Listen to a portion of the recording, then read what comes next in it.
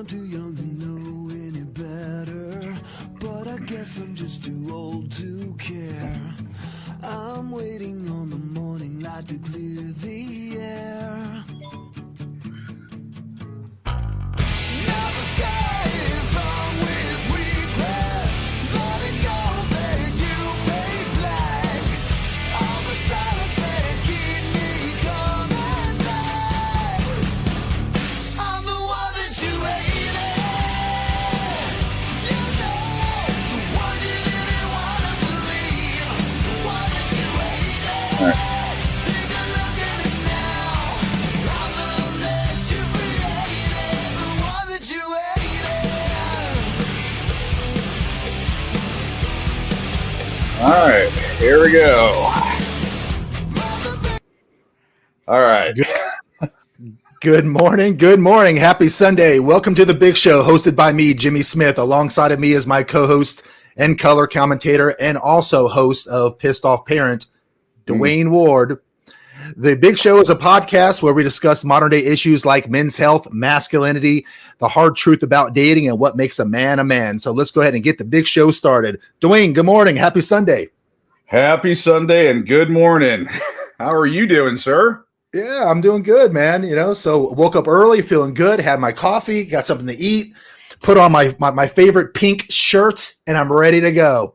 Ready to rock and roll. I have decided to wear my rad, really awesome dad t-shirt today. Yeah. And if you'll notice, a little more definition. You're look at the chest coming out there. The chest, the shoulders are starting to pop a little bit. Yeah, man. Not bad for an old dude. Not bad at all. I mean, you're doing it. You got your 80s retro t-shirts and a little chest going. Nice. Making it happen. Yeah. And for those that are wondering why I'm showing off my pectorals and stuff on the podcast here, Jimmy's been working with myself and Eric, along with all the other people he works with, getting us healthy. I'm actually 50 years old, and I was feeling like I was about 80. And Jimmy said, one of the things he does, but Jimmy said, hey, let's see if we can kind of work with you and get you to put the walker away and start acting like a man. And over the last few weeks, he's been, coaching me, talking to me, helping me out, and kind of like, hey, get off your dead ass and start doing something. And I'm getting now. Look at you. I know. I'm ready to go. It was just a few weeks ago that your belly stuck out further than your chest did. Now we're starting to see the transition of the pectorals coming out a little further than the belly. Yeah, my chest is coming in. I mean, when girls are younger, they're like, "Oh, I can't wait for my chest to grow in." Now mine's coming in a good way. Yeah, a couple months ago, I had to really look hard to see the rad, but now it's so much closer to me now because those chest muscles are coming out. Yeah, getting that frame and all that stuff. Things we've been talking about on the show for the last several shows: getting your frame and getting your body, getting your health, your mind, body, and spirit all where it needs to be. And it's working. If you can work on this 50-year-old guy, and if you talk to anyone that knows me, they're like, this guy's getting off his dead ass and doing stuff. That's motivation. That's what Jimmy's able to do, is get people jazzed up and ready to take on the world. So how are you feeling? I'm feeling a lot better. I've been doing, we talked about actually on Eric's show a little bit yesterday, but I got, again, doing the testosterone stuff. Eating better. I do screw up from time to time. Yesterday was one example.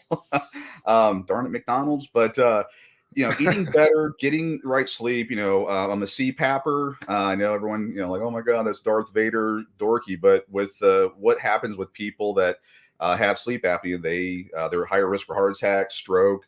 And they sleep horribly because they stop breathing or something happens when they're sleeping, so they don't get REM sleep. Actually, you talked about the sleep patterns a few weeks ago, but when you disrupt that, it has a negative impact on your body. So, through a lot of the coaching that you've given me, I'm like, all right, I got to do this, and I start doing it, and I feel a million times better. I feel like $1 million. Yeah, that's good, man. That's great. I'm glad to hear that, and I'm really proud of you. I'm proud of your dedication. Look, we're all very, very busy. The world is busy. The world's always taking us off of where we want to be, throwing curveballs our way. And it's not easy to stay disciplined and dedicated. That's why, one of the things that Coach Rich Massa last week had talked about is that I really liked was when someone is in good physical shape, you can see their discipline. He mentioned having remember when he was talking about having a couple clients that are millionaires, and he says, hey, unless they're wearing Armani suits and pulling up in Lambos, you don't really know that they're millionaires. I mean, you wouldn't know if a guy had $50 or $50 million.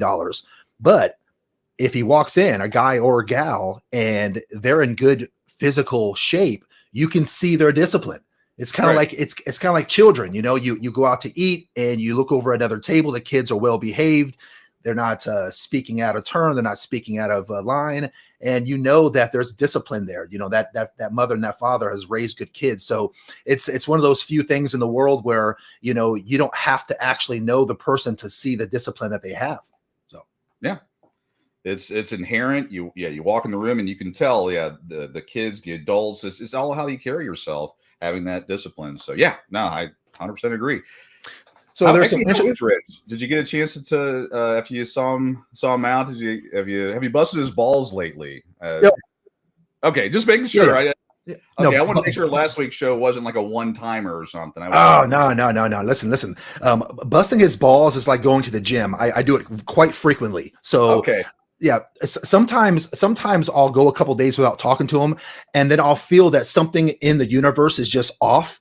And I'm thinking to myself, what is it? I mean, did I forget to leave the stove on? Oh, you know what? I haven't busted his balls in 3 days. Let me just give him a call and I'm just gonna insult him, and then I'll just hang up on him and then just move on about my day. And it makes me feel so much better about myself to put him down. So I really appreciate him for that. I mean, that's my favorite thing about being his friend, is that I get to, you know, kind of oppress him to make me feel better. Yeah. All right. Awesome. Yeah, it was great. I mean, he was a great guy, great interview, great story. All those pieces were there. It was great. And then the camaraderie, the way you guys just, I mean, that, you know, you guys have been friends since the Frost Tip days, right? Yeah, his Frost Tip days. His Frost Tip days. Yeah, he had a little 2001 Justin Timberlake baby Frost Tip thing going on there. But I mean, you can tell him and I have been going back and forth with each other for a couple of decades. I mean, the way we banter back and forth. So he's a lifelong friendship. It is, man, and I'll be friends with him till I die. He's a great guy. So he's or one of us in each other's life, correct? Exactly. Kind of like marriage. Like marriage. All right, sorry, I know I distracted. I just remembered, when you were talking, it reminded me of, Rich is hard to forget, so it reminded me of him, and I just wanted to ask how he was doing. So it sounds like, actually, I think he's out in the comments section there. Yeah, it feels. There he is. Good morning.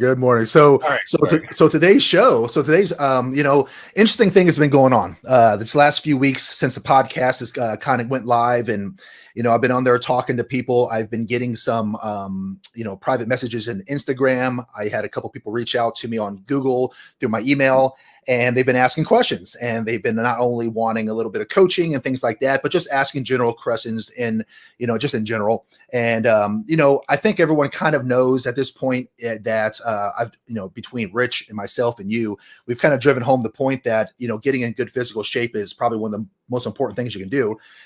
Yeah. But the problem with that is that it takes a long time to do that. You got to put a lot of work in. So I've been getting questions lately of, hey, while I'm on this journey, and, it's going to take me a year, it's going to take me a couple of years, what can I do now that can kind of enhance or increase, me to be a little bit more attractive? What are some low hanging fruit kind of things?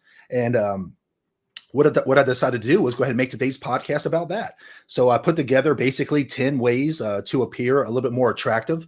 And these are not the only 10 things that you can do, but these are 10 things that I think if that anyone can do, that they can see a really good return on their investment within days or even weeks. And it can really increase their chances for promotions at work. It can increase their chances for finding a better mate, and just make them feel much better in return. So, I was kind of thinking, have you ever met someone who was maybe like, let's say, I don't know, like a 5 or a 6 out of 10 on a conventional attraction scale, but there was something so charismatic about them that they just, charmed you, and you couldn't help but find yourself attracted to that person, whether it's a guy or a gal, they're not the most, they don't have these model looking features. They're not tall and, high in physical stature, but they're just there's an aura that radiates around these people, and you just find yourself more attracted to them. And then on the flip side, you kind of end up telling your friends, hey, there's something about this girl. I don't know what it is. And you just, the personality of a person, I'm sure we all agree with this. The personality of the person can either be a promoter of their attractiveness, or it can be a detractor of their attractiveness. Right? I mean, I have dated women who are, average looking women, and let's call it 5. 5 is in the middle, right? So I know in today's world, if you said that a woman was a 5 on a scale of 1 to 10, she'd probably be highly insulted. But the reality is 5 is average, and most everybody is average. So in women's world, they want to be 9s and 10s, but the reality is that most women are 5s. And if you're cute, you're a 6. And if you're gorgeous, you're a 7. If you're an absolute knockout, you're an 8. If you're a unicorn, you're a 9 or 10. So, but I have dated 5s and 6s that were average or slightly above average looking, but they had a personal infrastructure about them. They had an aura about them that it just made me want to be back in their space. It made me constantly think about her. And she goes from being a 5 or a 6 to a 7 or an 8. On the flip side, I'm sure that you've seen beautiful women, celebrities, or people who are like 9 or 10s out of 10, but their energy is so rotten that it kills the attraction altogether. Yeah. I've dated a lot of them women too, especially in my 20s and early 30s. I've dated some beautiful women. I mean, in my 20s, that was all that I went after was models and strippers. Richie and I were just doing nothing but I won't say the words, but hanging out with models and strippers, and they look fantastic, but gosh, they're just rotten on the inside. And they might be a 9, but they're like a 5 when you factor in their personal infrastructure. So he or she might have a supermodel look, but you just know that she probably hates puppies or something. You just know there's something wrong with her. Like what is wrong with this chick? Does she like hate puppies or something like that? I don't know. But your 80s references, or she doesn't get your that brings her down. There's no click there. There's no chemistry. There's no connection. I mean, there's nothing. Well, I ask you, have you thought, and you kind of like touched on it, but we talk about the scale, the 1 to 10, and it seems like as you get older, it becomes a multi-leveled scale. Like when you're in your teens and your early 20s and up, 30, the 1 to 10 is just looks. That's kind of all you care about. And then as you get a little bit older, you're like, okay, I'm going to put in that personality, conversation. And then as you get my age, you're like, can they recognize the signs of a stroke or a heart attack? At my age, a girl that can recognize if I'm having a heart attack or a stroke, that's an 11 in my book. That weighs that removes every other thing there. If she can look at me and go, "Hon, you're having a heart attack. Let me take care of you." She's an 11, and case closed. Anyway, sorry. Yeah, and no, you're absolutely right. I think that in a person's 20s, guy or gal, in today's modern world, not so much in our grandparents' ages, but in today's modern world, a lot of people are not really looking for their forever after when they're 22, 23, 24. Yeah.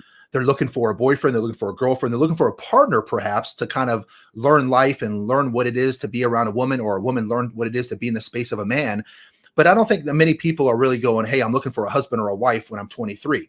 I'm not saying they should not. I'm just saying in today's world, that's kind of where they're at. So I find that a lot of these younger people will oftentimes, to your point, go for looks because that's the most important trait to them in their age.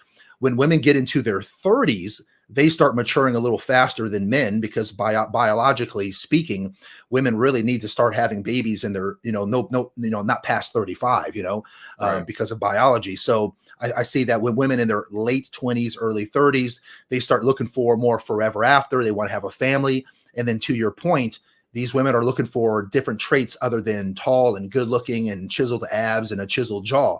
They're looking for provide, protect. They're looking for a father. Plan. Yeah, 401k plan, ambition, so, and then when men get into their 30s and especially 40s and they start to mature themselves and they're looking for families, They're not looking for the hottest chick. They certainly don't want to date a stripper any longer. They, Right. you know, they want a woman that can bring substance to a family. They want that woman that can turn four walls into a home and a group of people into a family. You know, they want cooperation. They want a partnership. They want to grow with someone, you know, Preach. and yeah. And I oftentimes have said in my podcast that when a man is looking for a woman for long-term LTR, they are more than willing to go down in looks to go up in cooperation. Yeah, You know, that's so definitely true. And I don't know about you, but whenever I'm around, and it's not even romantically. I mean, again, you look at people, and I don't immediately think, should I have sex with them or not, or how hot or whatever they are. But they, when they open their mouth and they say something either dumb or rude or whatever, I look at their like value, their looks, and everything else a lot differently. It's almost like an immediate turn on or turn off. And when I say turn on, it doesn't, every person I meet that talks nicely, I'm not like turned on by them, but their appeal and everything goes up and down kind of based on their, how they talk and how they carry themselves. I don't know if yeah. that's been your experience. Yeah, it has. Absolutely. You know, so, I think that,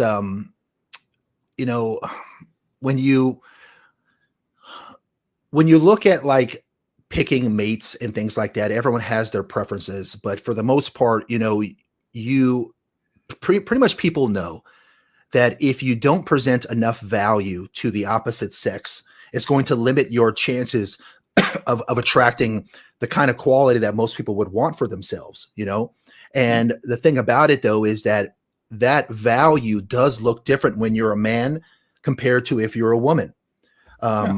Because who determines value? If you're a man, the person who determines value is females. If you're a female, the people who determine value are men. Unless you're a female wanting to date another female, then the only validation, the only thing that really matters is what do the men think about you, right? Because in generally speaking, men are going to be the ones courting. They're going to be ones hunting. They're going to be ones pursuing females. And I said this before as well.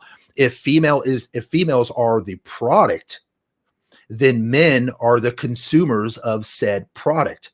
Right. So if you're trying to sell a car, let's just make it very linear. If you're trying to sell a car, and you have 160,000 miles and it has dings all in it and scratches on the bumper, you're not going to get top dollar compared to having the exact same year, make, and model and miles, but it was shiny like a new penny. So Right. you want to present yourself in the best possible form to be able to attract the highest quality mate. And here's the good news. A lot of energy and charisma can be taught. That connection that we were talking about, that charisma, that aura about, connecting with a woman or a woman connecting with a man, how we will go down in looks for that solid connection. A lot of that stuff can be taught. You don't have to be born with a silver tongue. You don't have to be born with this crazy attraction of charisma. If you just kind of understand what the opposite sex is looking for, you can enhance your ability to attract them. Most of attraction is just an energy, a dynamic, and what I'm going to do is I'm going to go over, 10 tips that will make anyone appear more attractive. So let's go ahead and kind of jump into it. And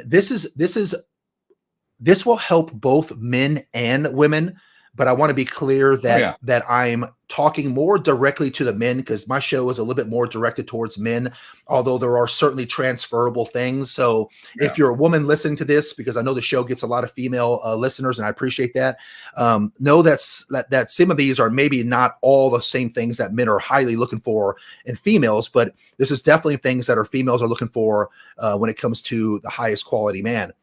The number one is integrity. You have to have integrity. A complete man has a strong sense of integrity, and he lives his life according to his values and his principles. He is honest. He's trustworthy. He does the right things, even when it's difficult.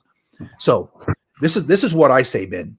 If you're tired of being looked over, then do what you say you're going to do, and you'll stand out. It's called integrity. You see, nowadays we need a contract for everything. I read that there was a point in time in history when a handshake was all that you needed.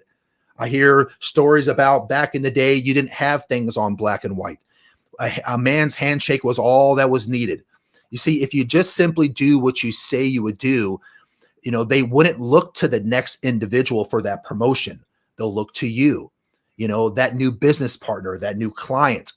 No problem, because there's nobody else out there like you. So they're going to be looking towards you to handle those clients, handle those business partners. A woman's going to be looking to you to handle leading the household, because when you tell your girlfriend, when you tell your wife, babe, I'm going to do this, then be a man of your word. If you say you're going to do it, then do it. And also, guys, don't be afraid to admit when you don't plan on doing anything. If you say you're not going to do it, then don't do it.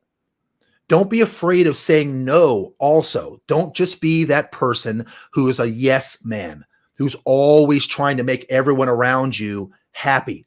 You're not going to be able to make everyone around you happy. And anyone with any common sense has, and especially anyone over 30 years old, has learned that life lesson, that you just cannot simply make everybody happy. I will tell you this, even doing this podcast, I've seen and I've heard a ton of people give me advice.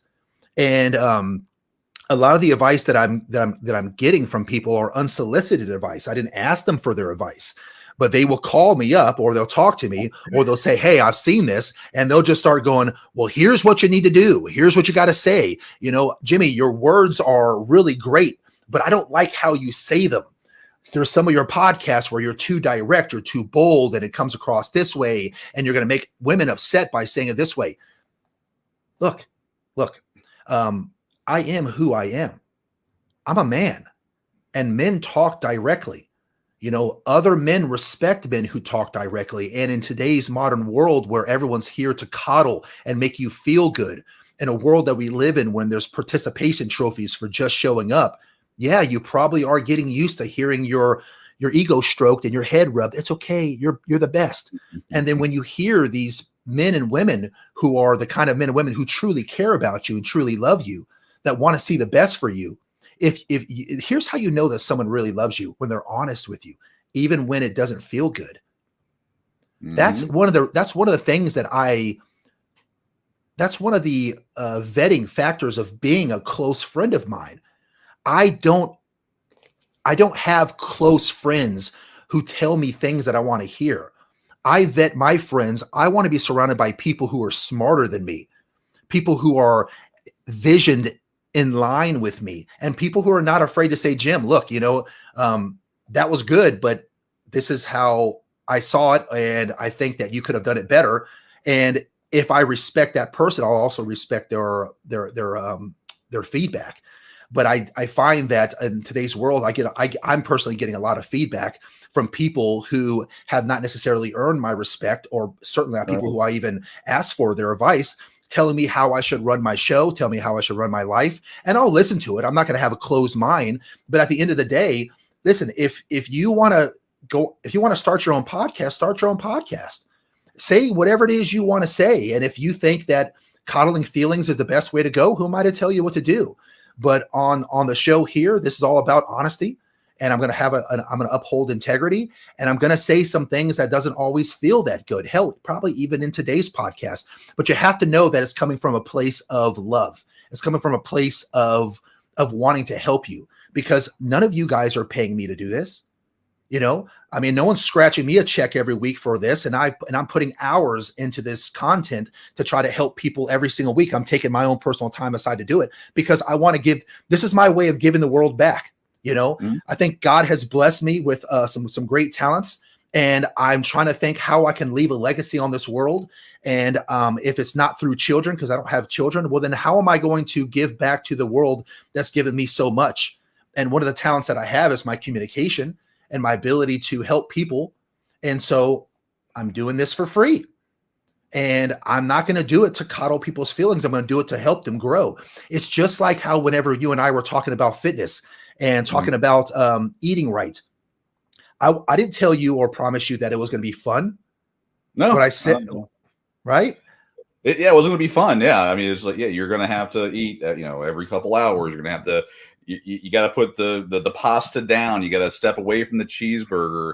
and for God's sake, quit drinking soda all the time. I mean, yeah. And that's who I am. And it's a hard thing. But if you want change, it's going to take time. Yeah, you could sit there and blew smoke up my ass going, oh, yeah, no, you can go to McDonald's, get, 4 or 5 cheeseburgers and do this and sleep all day. You'll be fine. And where would I be? Right. Yeah. I mean, what I promised you is I promised you that it would not be fun, but it would be worth it. That's what I promised you. Oh, yeah. Yeah. And I'm seeing the changes. I mean, from then to now, I feel a million times better. I hope to feel even better next week, next month. And, getting back into that, that good spot and getting better. And I mean, having you kick me in the, and that's what it takes for a lot of times is to get someone to kick your butt and have you, move forward. And that's that whole integrity thing is, you could easily sit there and lie to me or tell me, if I say, hey, here's my BMI and you go, oh, well, yeah, that's okay. When I'm actually fat, obese, morbidly obese, whatever, having that honesty and be able to say, look, this is where you're at. And there are smart ways to say that, when your wife comes to you and says, does this dress make me look fat?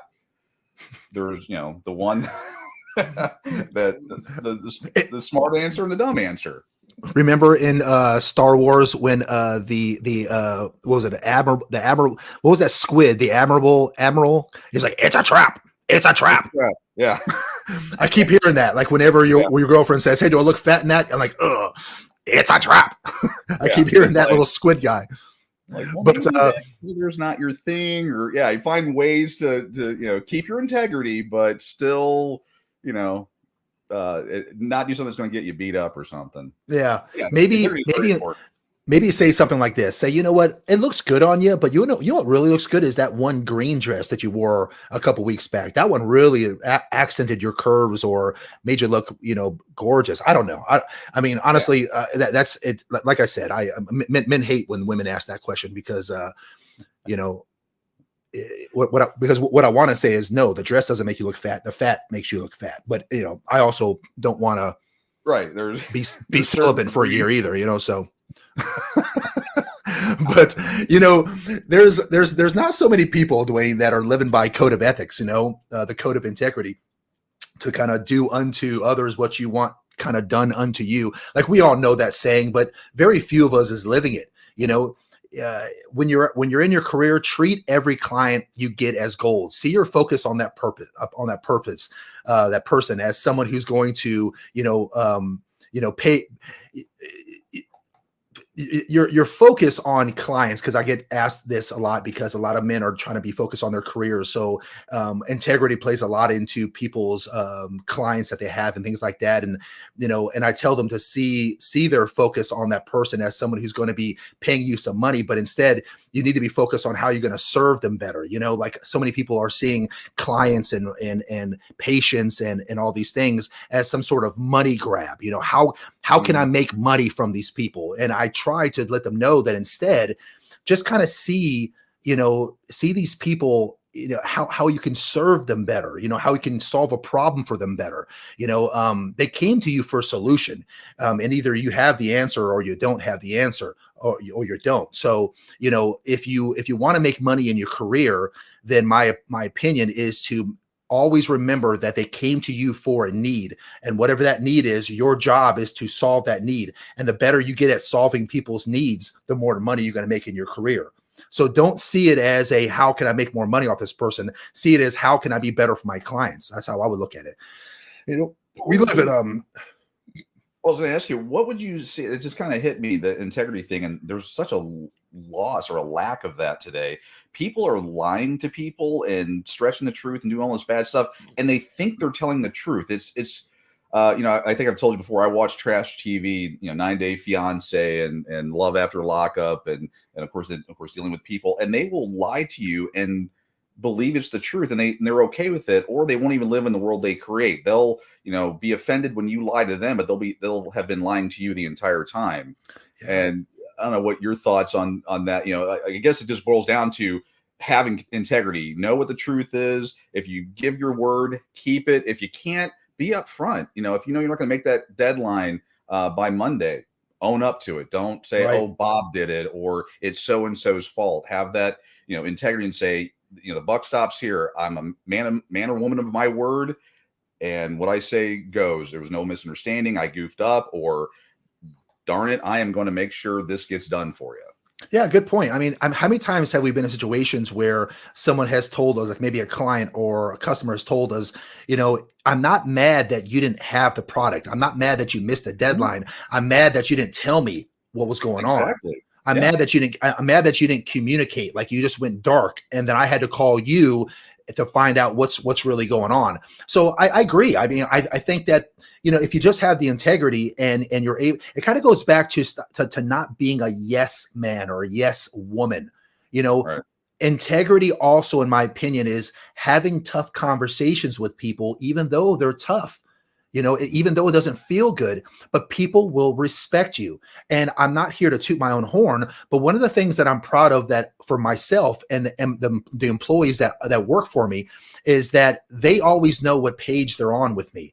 I'll sit them down, and I have an ability to let people know the not so pleasant news, even though it's hard to digest, but I'll say it in a way that's not overbearing or brash. And I'll just go, look, this is what's happened. This is what transpired.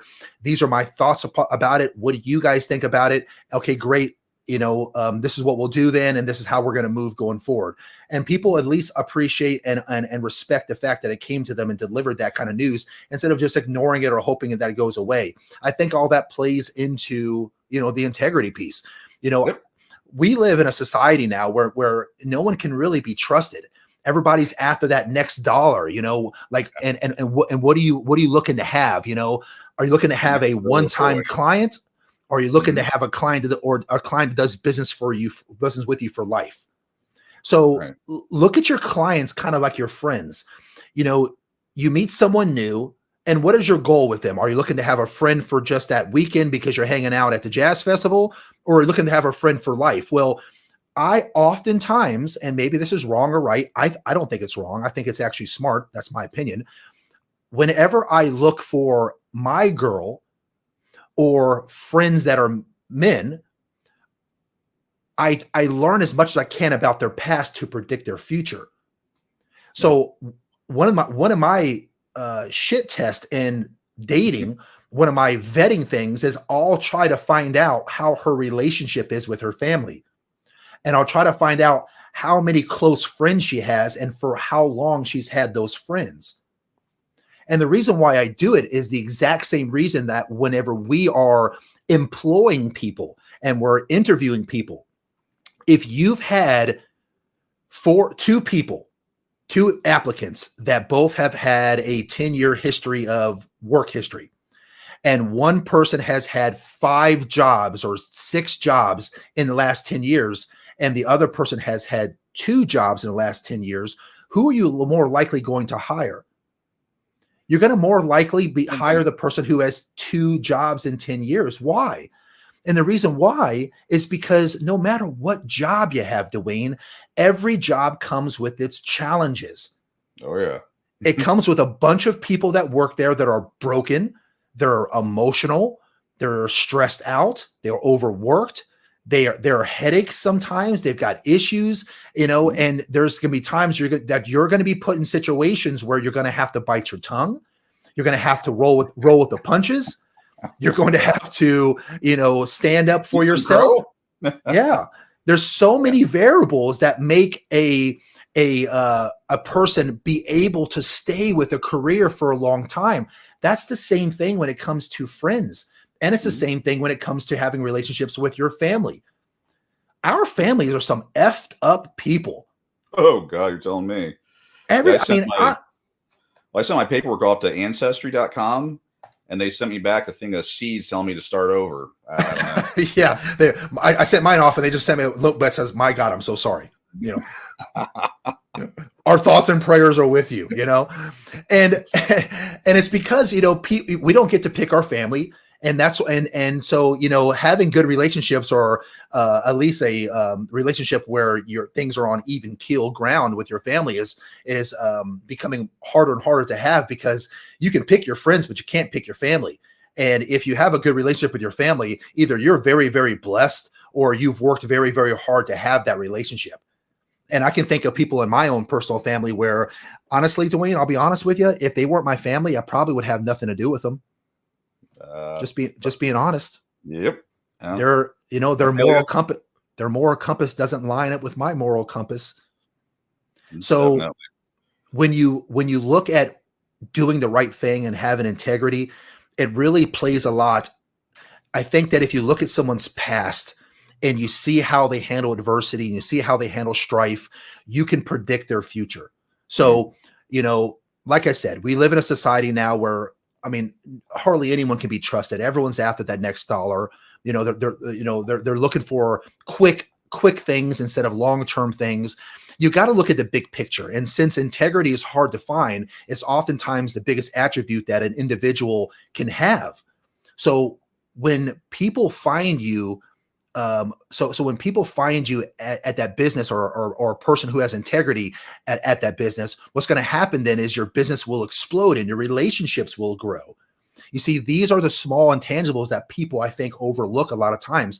I'm telling you, trust my words, because I promise you that it's the truth. If you have integrity, you will have everything. So that's the first thing that I would say. And it may not be the top of the top 10, but it's certainly a very important factor when wanting to be a higher value woman, when you want to be a higher value man. Number 2, and this is one that I struggle with, me personally, is never argue. Never get too emotional. Okay.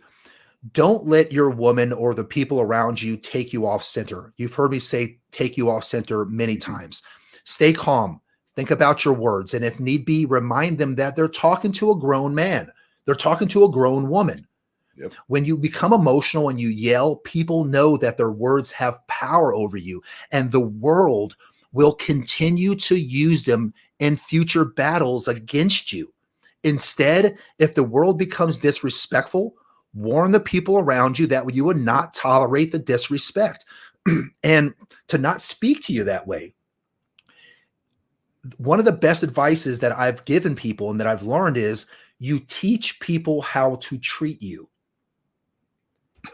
Preach. Listen in, guys. This is gold right here.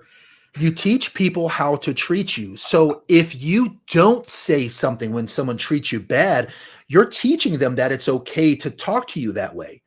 Yep. And I've had relationships with women where they've gotten crazy, just absolute crazy. And they call me all kinds of names. They're talking to me out of my name, and I'll stop them. I say, let me stop you right there before we go any further.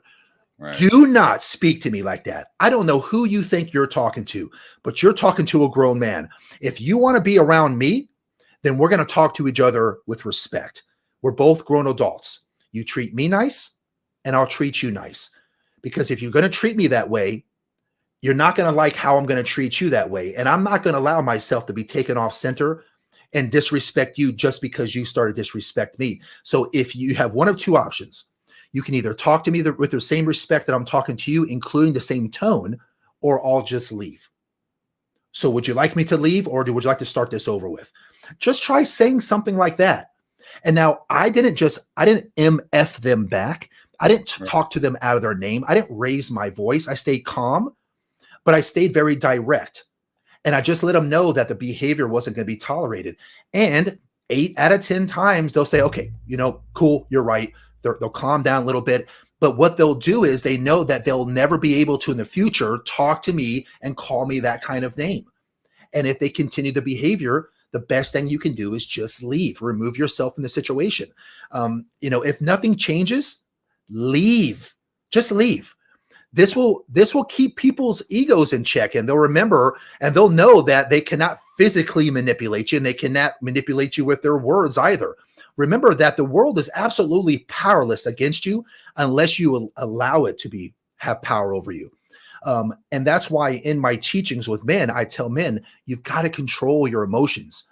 Women, we all know that women have their emotions. The truth is that men also have theirs also, but we only show like the same five or 3 emotions. And one of them is always usually in attitude or, hate or anger, so we don't want that to be the go-to emotion. We're like either no emotion or we're just 0 to 60. We don't want to be that way.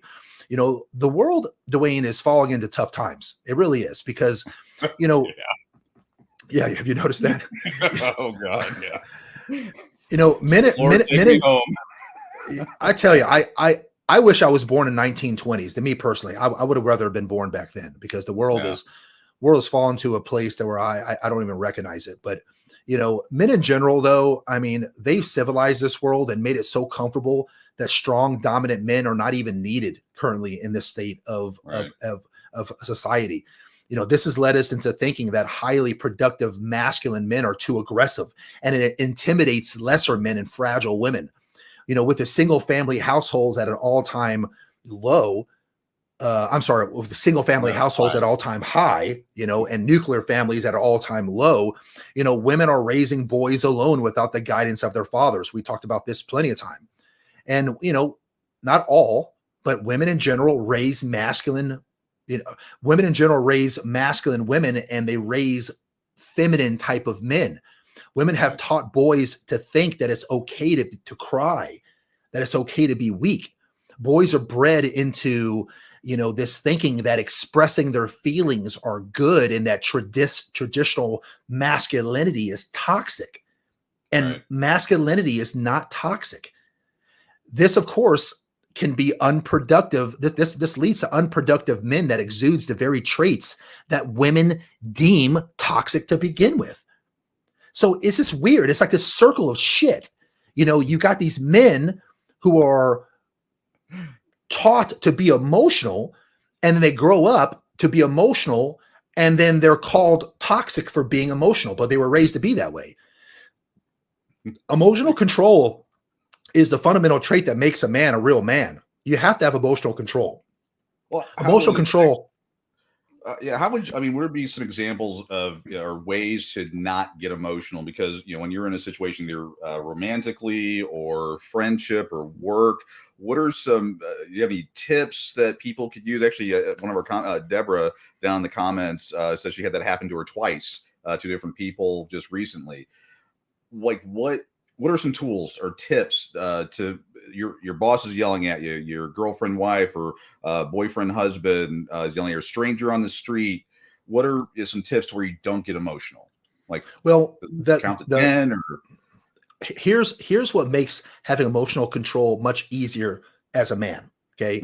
Is to build yourself into the kind of man where you're so confident and you're so assertive that lesser men and emotional people don't take you off center. I'm not worried about some guy who walks up to me getting all crazy in my face, and I'm not worried about physical harm with him because I train to be the kind of man that can neutralize those threats. Does Bruce Lee seem like the kind of man who gets overly emotional? You could have 6 dudes walk up on Bruce Lee and he won't even make an emotional expression at all. Why? Because he's extremely confident in who he is and his abilities to stop that kind of stuff. For me personally, I'm a fan of James Bond. I'm a fan of that kind of man. Which one? James Bond? Just the character in general. Right. I like all the different guys who play James Bond for their own reasons. But the character of James Bond, when you think about James Bond, highly masculine, highly successful, highly confident, great with the ladies, deadly as an assassin. But that guy doesn't get all wound up. He doesn't get taken off center. It doesn't matter if a bomb went off in the casino, the guy will have some sort of plan to get him and that chick that he's with, because he's always with a chick, out of the casino. 4 guys can walk up to him with 9mm with suppressors on him, getting ready to shoot this guy, and he'll find a way to duck behind some sort of cover and use a pin to neutralize a situation. I think he always had, the guy is just too cool for himself, man. I mean, he's just a cool dude. He drives the fancy cars and he wears the fancy suits. Like, that's my kind of idol. Like, that's the kind of man that I try to be like. So whenever I'm in a confrontation with a man or a confrontation with a woman or a confrontation with a patient at my clinic and they're getting all crazy, I try to be James Bond. That's literally what I think. I'm James Bond. What would James Bond do? He would be like this. So you got James Bond and you have Austin Powers. Correct. I'm basically both of them rolled up into one. Oh, you're both Yes. rolled into one. Yes. Okay. Yeah. Comedy there, a little bit of that. Okay. So really what you're saying though is built when you have your own internal confidence, you're in your frame, you've built yourself up and you know who you are, that when you approach whatever that scenario or situation is, you're confident in yourself. Whatever they say, do whatever. You're going to remain calm, not emotional, as in, they call you something, you're this, or I'm going to get on, Facebook and, ruin your name, all that petty stuff. You're just like, you know what, whatever. So basically confidence. Yeah. And also too, because I don't like things to control me personally. That's why I don't drink a lot. That's why I don't do drugs. I don't want anything to influence me. I don't like it. Well, one of the things I've noticed in the past is when someone gets all crazy with me, I can feel my heartbeat elevate. I can feel, I start to kind of zero in. I get in that, like, I'm going to, fight kind of a mode. Yeah. That kind of thing. And I try the best I can when someone's getting all crazy to keep my heart rate the exact same that it is. And I'll be honest, I don't do it all the time. I'm not an expert at this. This is just what I shoot for. And if you just realize that these people are absolutely powerless over you, and that's why they're getting crazy, because they're trying to take you off center. They're trying to get you to get all up in your feels and getting emotional and trying to make you're you just not a man. Bad. You're just not a man. You're just not a real man. Yeah. How many times have you heard that one? Exactly. Man. A real man would do this, a woman's going to tell me what it's like to be a real man. Imagine if I told a woman, well, you're not a real mother, because a real mother would do this. Like, how the hell would I know what a real mother would do? I've never had babies, So, I just don't let people, take me off center and get me all flustered, because they're only doing it because they're completely powerless. They're not going to ever put their damn hands on me. So if they can't put their hands on me, then the only arsenal they have, the only bullet they have in their arsenal is to try to get me on, try to take me down emotionally. Yeah. So emotional control separates the boys from the men. That's really what it does. What the world fails to realize, especially women, is that showing more emotion doesn't mean that you have more emotion, and showing fewer emotions doesn't mean that you feel them any less. The men with some of the best emotional control have a stoic look about them, but some of them feel the pain most out of us all. It doesn't mean that just because I don't show it doesn't mean I don't have it. Guys like me, they just control these emotions and they think before they speak or act. I try to do that. I try to think of, again, I go back to the James Bond thing. He always has something smart ass, but witty and intelligent to say back that makes the person they don't have any response back. So I try to use a very even-keeled, stoic, but intelligent, wise remark back that diffuses the situation. So just understand that emotional control is not the absence of emotion. It's the presence of maturity. That's what emotional control is. What about the never argue part? Looks like we got a good handle on the emotional. Don't lose your shit, basically. Keep it in the frame and all that. But the never argue. That is a hook in my mouth every time. Whenever someone says I disagree with you because of I'm like, oh well, maybe you still don't understand my point or my position. Let me explain it. And I always approach it from that perspective. And then 3 hours later, I'm like, oh, you're just a moron. I need to move on with my life. Is that when you say never argue, or is it more the whole don't get emotional kind of piece of it? They kind of blend together, to be honest, because if you find yourself in an argument with someone, arguments are usually like elevated tone. You're speaking fast. You're speaking out of emotions. Yeah. Okay. So right. I would lean towards saying, yes, don't argue, but you can debate. Okay. Look at it less of an argument, more of a debate. And also too, I like to let them know that I hear them. So I'll look them in the eyes and I'll say, oh, yes. Okay. And then I'll repeat back what they're saying. So Dwayne, what I'm hearing from you, correct me if I'm wrong, is that you had an issue with this and this. and that led to why you're mad about this. Did I capture that right? And when you Oh. say things like that, they will appreciate the fact that they're being heard. Then Okay. you can start saying, well, let me share with you my thoughts on it. And if you start to talk and then they jump in on it and they talk over you, just say, hold on, allow me to finish. And then you start talking and then they'll jump in over it and they start talking over you again. Say, sir, ma'am, in all fairness, when you were talking, I allowed you to speak. All I'm asking is just allow me to speak. I stayed silent the entire time to make sure that I fully understood you, because I wouldn't be able to help you if I just talked over you. All I'm asking you is to give me the same respect. Please let me finish. Okay. And so, Great tactic. I'm not yelling at them, and I'm also asking them for respect of a back and forth. Let's work this out.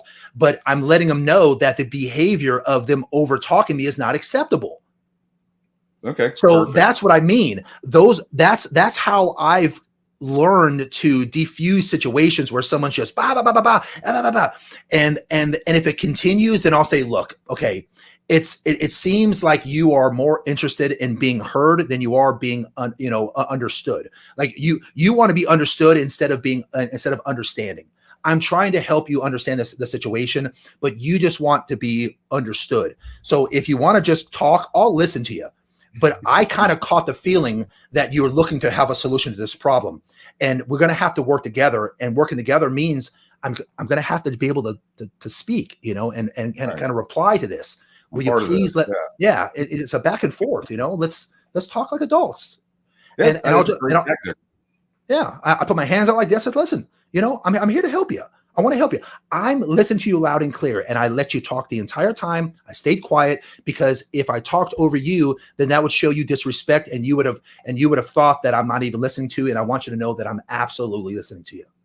So here's my thoughts on how we can fix this, and then you go on fixing it.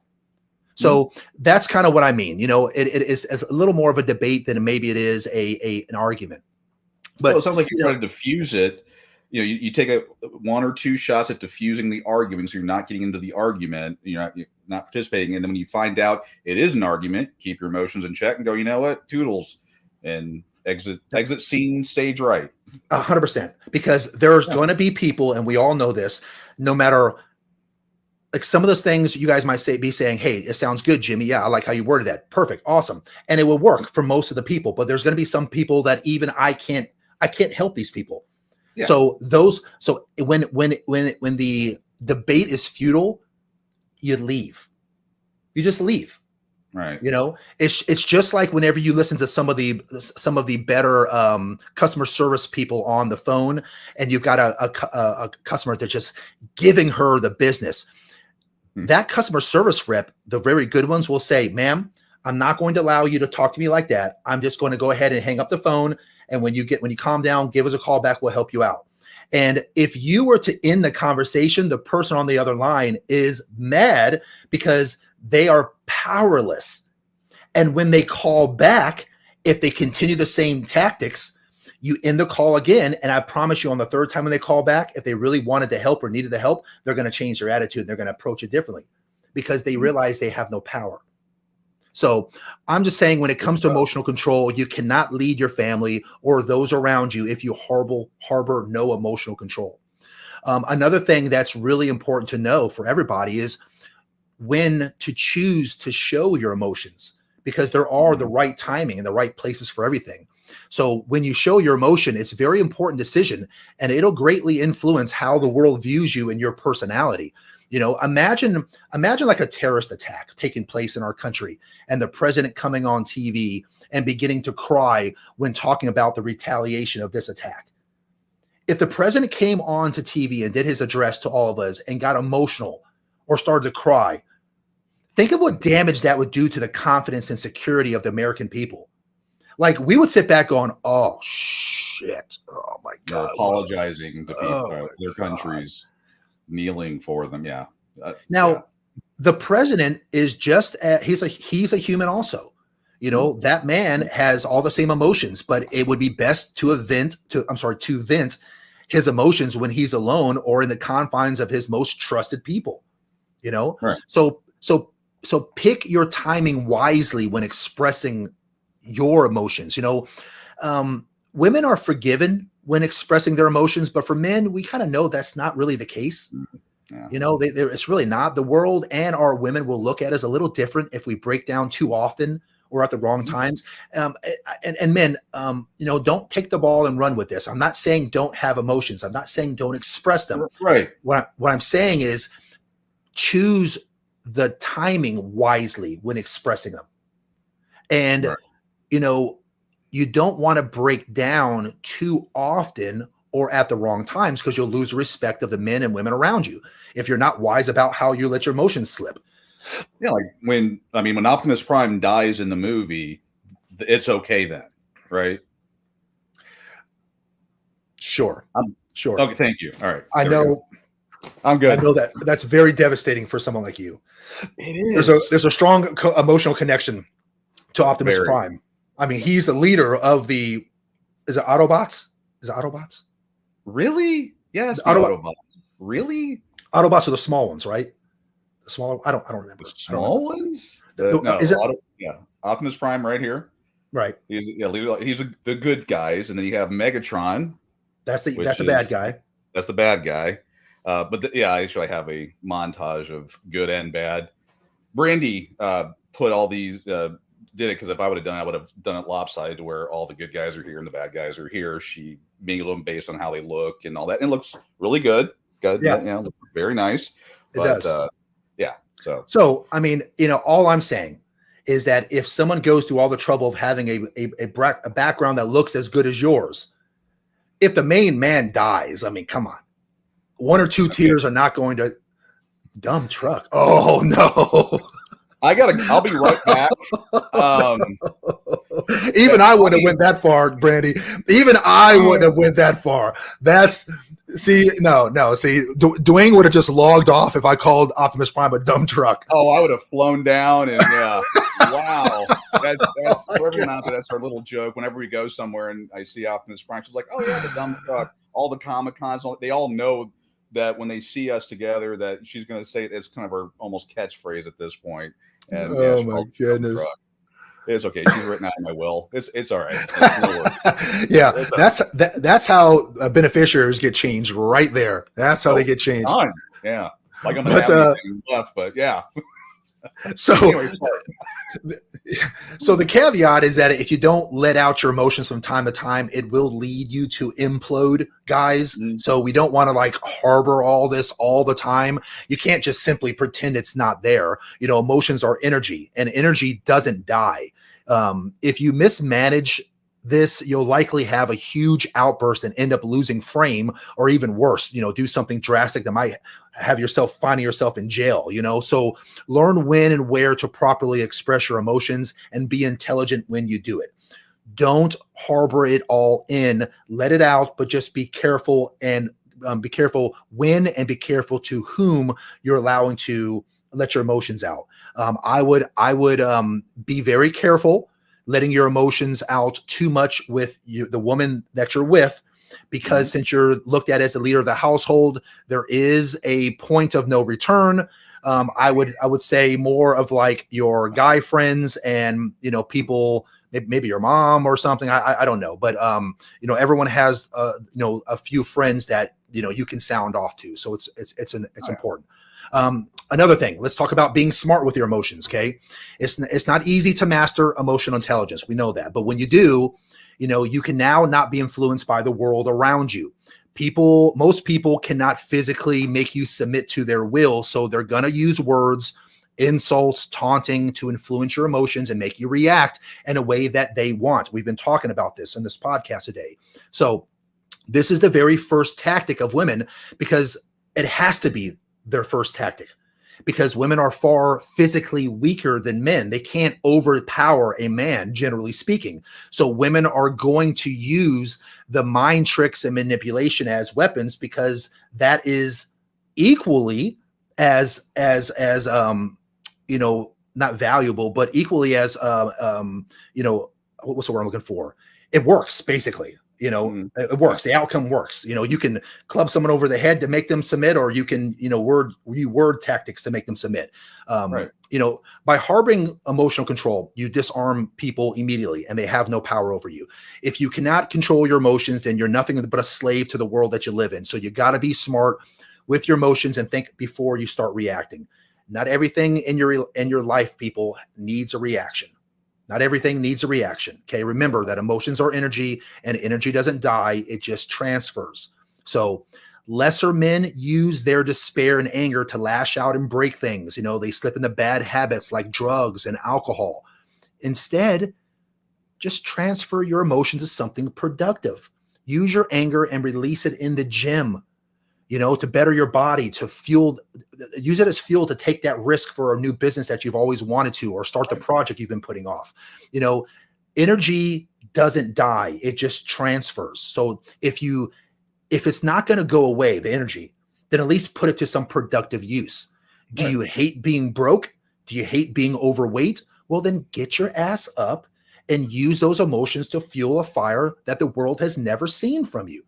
Speak less, think more. Guys, especially guys, use it for something productive. Here's another thing that I get a lot too when it comes to emotions, and I'll touch on this really quick. I can do a whole nother podcast on this, but when it comes to men, okay, anger is one of the biggest emotions that men feel. Another one is jealousy. And you've got to be careful with this, guys. Okay. You got to be careful with this for multiple reasons. I'm not going to go too deep into it, but never get jealous of other men around her. Don't. Okay. If you're planning on dating a beautiful woman, just know that men are going to always pursue her. Don't get mad at this. Yeah. Don't get mad at it. Okay. It shows your lack of confidence because you know that a better man can take your girl away. That's why it shows lack of confidence. I have oftentimes said this to women, literally said this. I don't care if other men hit on you. I'm confident that you can take care of this because listen, you're a beautiful woman. Honestly, it's one of the main reasons why I picked you. I don't date unattractive women, but I know going into it that men are going to hit on my woman because if they don't hit on my woman anymore, then I probably have the wrong woman. It's not that I want them to, it's just that it can be expected to. Yeah. Hun, you can take care of 90% of all these men. I'm sure you've taken care of hundreds in the past. You can take care of this stuff on your own. The 10% that give you a hard time, you call me over and I'll take care of it. But I'm not going to get jealous. Okay. If you want to go out and you want to have fun with your friends, listen, I'm okay with that. I think it's good. I think it's healthy to a certain degree, but I'm not going to sit here and I'm not going to be jealous of you because if you honestly think you can find a man who is better than me, then have at it. Have at it. Here's I'll give you 2 words. Good luck. Good luck. Yeah. Because I know who the hell I am. And if you're confidence, if you are the woman that I know you are, then you know the kind of man I am too. So, I'm not worried about it. Saying something like that, it's going to make her feel a certain way. First of all, it comes across as you heard me say it just now, as confidence. Yeah. I mean, if anyone who knows me, it knows that I'm a confident kind of guy. I am. And I'm not, I try to be careful not to be cocky, but I am confident. And the reason why higher value men are confident is because, as we've talked about, to be a high value man, you're not given any of your value. Men have zero value in their kids. We have to earn our value. We have to earn our looks. We have to earn our income. We have to earn our status. We have to earn our socioeconomic position. We have to earn everything. It's different than women. Women's value comes from their beauty. It comes from their fitness. It comes from their femininity. Women are given some of their value. Their beauty is one that they're given. Either God bless you with beauty or he did not bless you with beauty. And if he did not bless you with beauty, then if you become a good makeup artist, guess what? You're beautiful now too. So it's kind of given, men, we're not given shit. So when you put the work in and you've earned what you have, you have confidence. And women can sense those kinds of things and they want their man to be confident. So, don't become jealous, men, when your girl wants to go out, when your girl has guys that hit on her. Don't be that guy. This also goes for trying to keep her at home and not allowing her to go anywhere. That unless you're present, don't don't do that. Don't be that guy. And there's a lot of women who listening to this, and women, go ahead and put it in the chat right now. Have you ever had a guy who doesn't ever want you to go anywhere unless he's there with you? And how'd you feel about that? It's unattractive. And the reason why it's unattractive is because it shows insecurity in that guy. If the chances are that if you're a man that has an issue with your woman going out without you, it's because you are afraid that she'll find a man who's better than you. Which means that's why. Look at yourself and be a better person. Get confident. Yep. Build your stuff up if that's where you're at. And then, of course, I mean, is that the kind of girl you want to be with that would go do those things, or you need to, of course, trust her. You need that type of, you need to trust her, you need to value her. But yeah, you saying you can't go anywhere without me, that is the women I've talked to, that they say it's one of the most unattractive qualities in a guy. That's, I mean, there's a little bit of healthy jealousy, like, when she's around a bunch of guys, you walk up and not for bad reason, but give her a squeeze. You're doing it for the right reasons, not being, insecure. That lets her know she's special. She's number one in your world.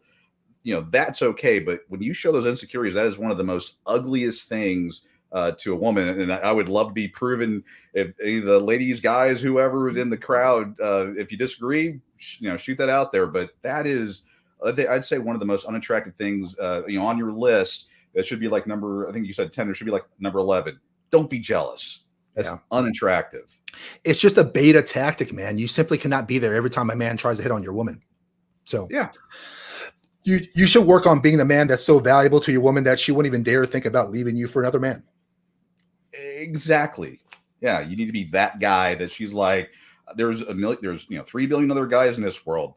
That's mine. I'm staying with him. I'd be crazy to go out with Chad or Bob or whoever. Maybe Rich. He's a maybe. We'll give him that. Yeah. Those Frosted Tips did something for me. But yeah, outside of that, it'd be crazy.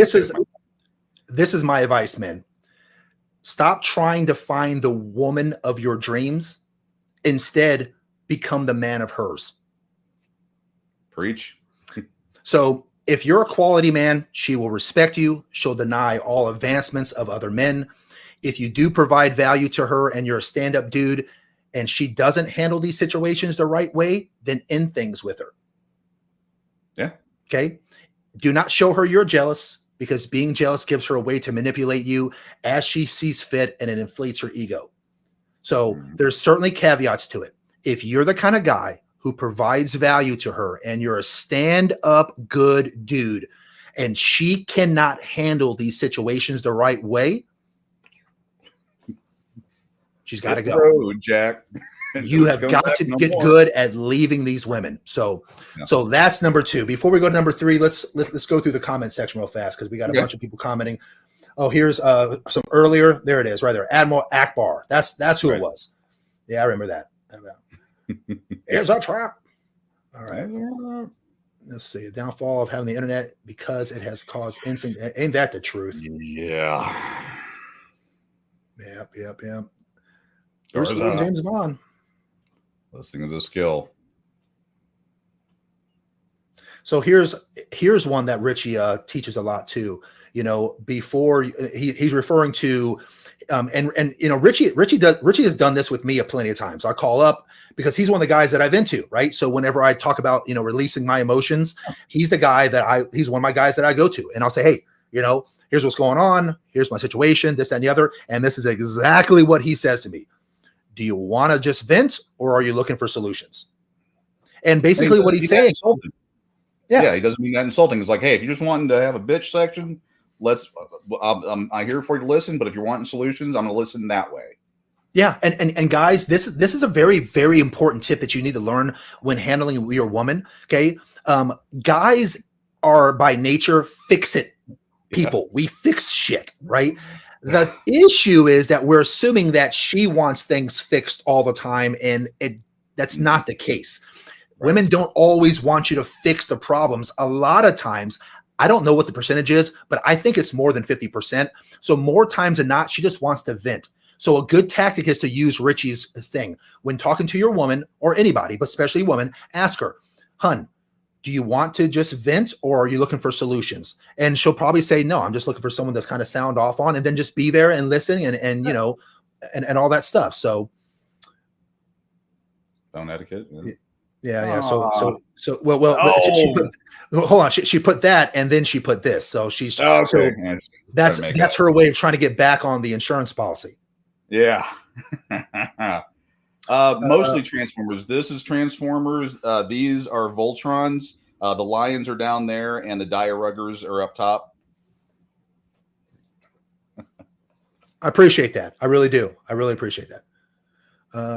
I never wanted my man taking up for me every time a guy hit on me. I was handling that stuff before I met him. If I need you, I'll call you. And guys, I think that most women, especially good-looking women, that's how they handle these situations. Listen, this ain't their first rodeo. Okay, if women are getting hit on by guys constantly, especially the higher sought after women, she doesn't need you to jump in there. And she doesn't necessarily need you or want you to do it either, you know, and you don't want to be that guy that comes across as insecure. Let her handle it. And then on the off chance that she can't handle it, which is very rare, then you step in. And when you step in, you step in. And when you step in, you're not going in there looking to throw hands. You're going in there to diffuse situations. Think Bruce Lee, think James Bond. I have a way about me where I can talk to another grown man and I'll look him dead in the eyes and I will not break eye contact with him. I will not raise my voice, but I'll be just direct and assertive, and I'll say words that will make him kind of think, and he'll go, I'm not sure if I really want to go down this road with this guy, but he hasn't said anything to me to escalate this, and he's being kind of respectful, but he's being matter of fact. That's what I kind of shoot for. So that's something too, that you can handle that, not even in a physical way. It's that you have that confidence and all that to where you can diffuse a situation. She's like, wow, this guy was hitting on me. It was going bad, whatever. He came in, diffused the situation without even threats of violence or anything else. And it got resolved. This guy can handle that. That's actually, to a lot of women I know, very attractive. Yeah.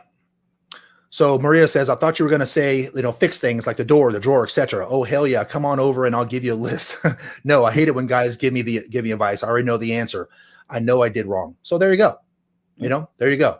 So, you know, what Maria's talking about is that, you know, she just wants to vent, you know, with someone that she feels safe with, that she feels like she can, you know, kind of, you know, dump that emotional energy, the negative energy out to, you know, remember back in the days, I don't know if people do this anymore, but when they used to make tea or something, they used to put it in the pot and it would whistle. What was that thing called? Kettle?